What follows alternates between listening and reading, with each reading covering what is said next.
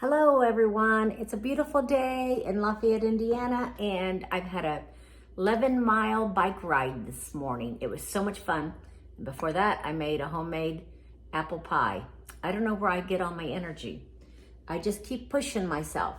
So anyway, I am making mashed potatoes, and these are the kind of mashed potatoes that you can actually warm them up like in a day or two. You can put them in your refrigerator and then just heat them in your oven. I have used these the last few Christmases or any kind of big party that I'm having where I have mashed potatoes. I make them a day or two ahead. I don't have to do all that mess right at the last minute. So I have my potatoes already boiled. I peeled them, I sliced them, I washed them, and then I boiled them. I sliced mine kind of in a circle, kind of thin. That's the way my mom did it when she made mashed potatoes, as I recall. So I'm gonna be straining my potatoes right now. They're nice and hot.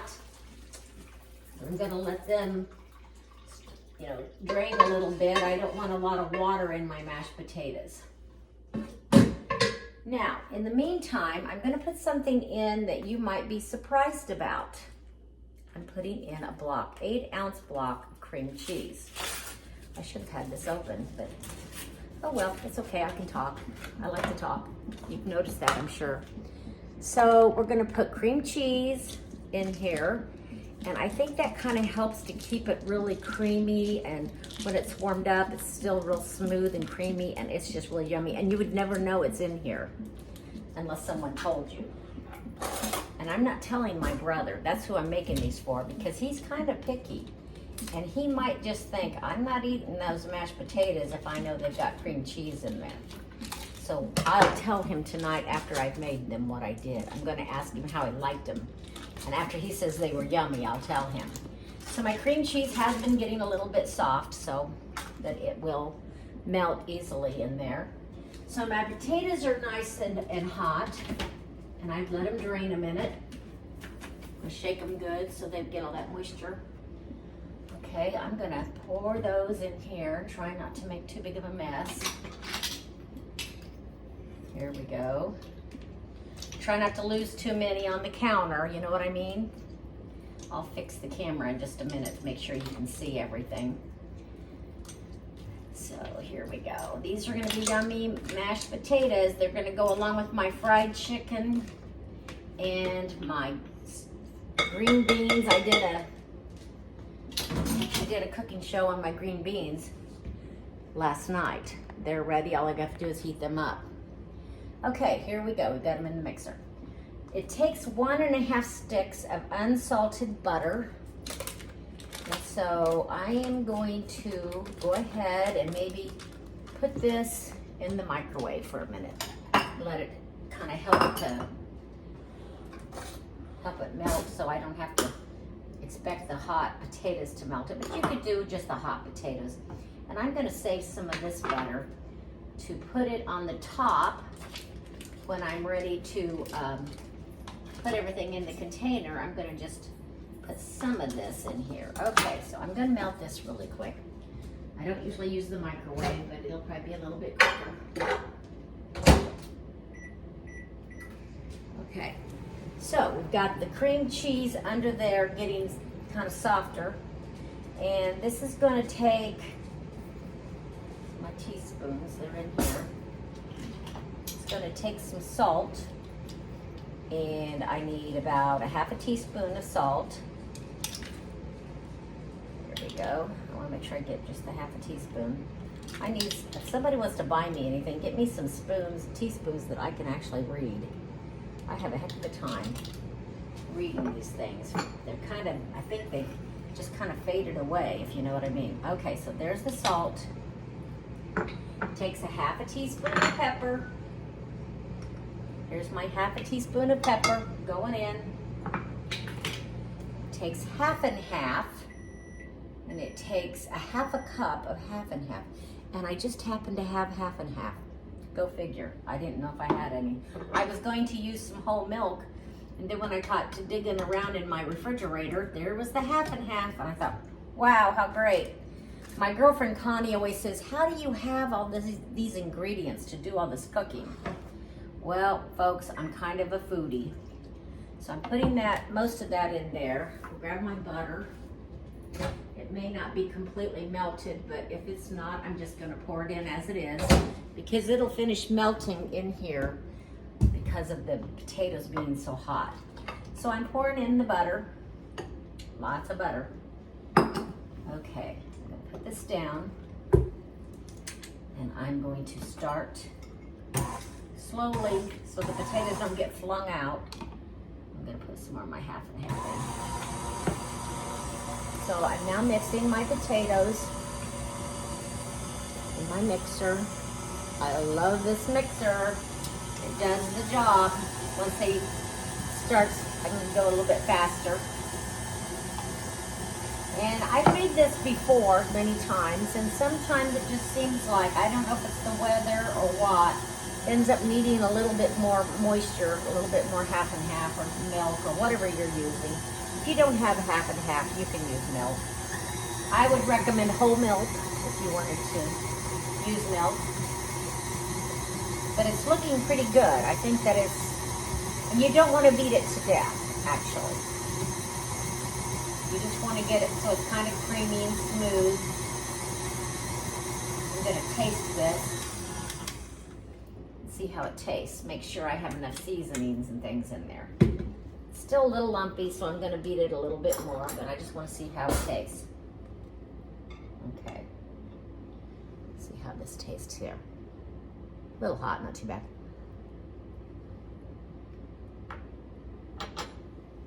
I think it needs just a tiny bit more salt. So I'm going to put just maybe 1/8 of a teaspoon. See what that does. Okay. Let it be.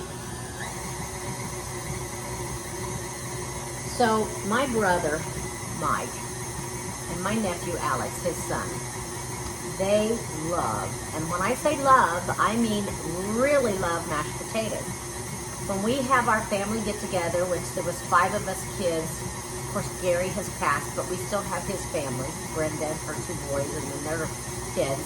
But when we get together, we have a big, big party and we have to bring lots of food, and mashed potatoes has to be on the menu, and we usually have to have 2 big pots of mashed potatoes to make sure we don't run out, because for one thing, Alex has to have them and Mike has to have them. So tonight's meal is all around what my brother Mike likes to eat. And I think my mashed potatoes are about where I want them to be. I'm gonna add a little bit more than half and half, because when you put them in your dish, casserole dish, and you're gonna warm them up later or in a day or 2, you want it to have plenty of moisture.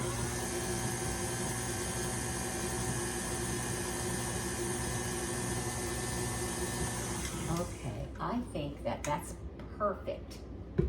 Perfect, perfect. Now I need something to help me scrape off these potatoes off this beater. I don't want to lose any of my potatoes, if you know what I mean. So I can have that. Okay, here we go.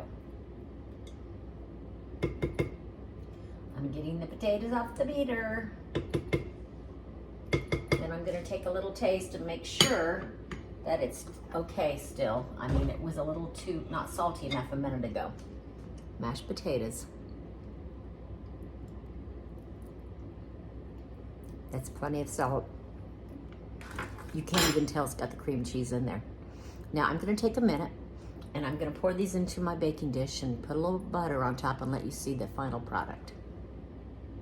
Okay, I have my baking dish and I have some of the extra butter that I'm gonna use to butter the baking dish, because we don't really want, you know, the potatoes to stick to the baking dish. So I'm putting a bunch of this butter inside of it to make sure that the potatoes don't stick.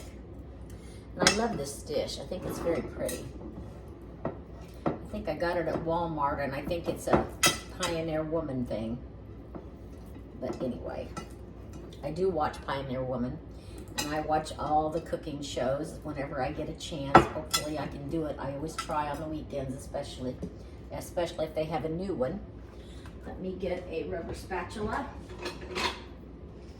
And we're gonna put all of that, the mashed potatoes, in this dish. Boy, that's heavy. It's a lot of mashed potatoes. But you know what? These warm up so good that, you know, whenever I have these left over, I just warm them up again. Or I might make mashed potato cakes. Have you ever done that? When you've had leftover mashed potatoes, you make these fried potato cakes. And there's a lot of different ways you can do that. And if I have some of these left, I might just show you how to do it on one of my cooking shows. You never know what I'm gonna come up with. I wanna make sure and get all of that out of there. Okay. I'd like you to see it better, but I am right-handed, so I kind of needed to do it that way. All right. So I'm just gonna smooth out my mashed potatoes right here. And I'll take this, get the rest of that off of there so we don't forget any of our potatoes. And then this little bit of butter is left, okay, that I used to butter my dish. I'm just gonna put some chunks of butter on top of it so that when I do go to warm this up, and actually you're gonna warm it up on 350 for 20 to 30 minutes, depending on how cold they are. Like if I make these now and I'm gonna use them in an hour, I might not put them in the refrigerator, so it won't take us so long to warm them up. But I would put them in a regular oven. I don't think I would do the microwave when you're gonna serve them the first time. So it's 350 for, you know, however long it takes to get them good and hot, but it's usually about 20 to 30 minutes. Okay, so now, here we have a nice dish of mashed potatoes. Keeping in mind, it's a little bit different than the norm. Maybe you make them this way. I'd love to know if you do. Anyway, be sure you subscribe. Give me a thumbs up if you like the recipe. I'm just cooking away here today. Have a great evening. I hope you're having something really good for your dinner. I know you thought I was done, but I have a few things I'd like to say really quick. So I was talking about Mike and Alex. I'm not making fun of them. They just love mashed potatoes, and I'm so happy that there's things they enjoy.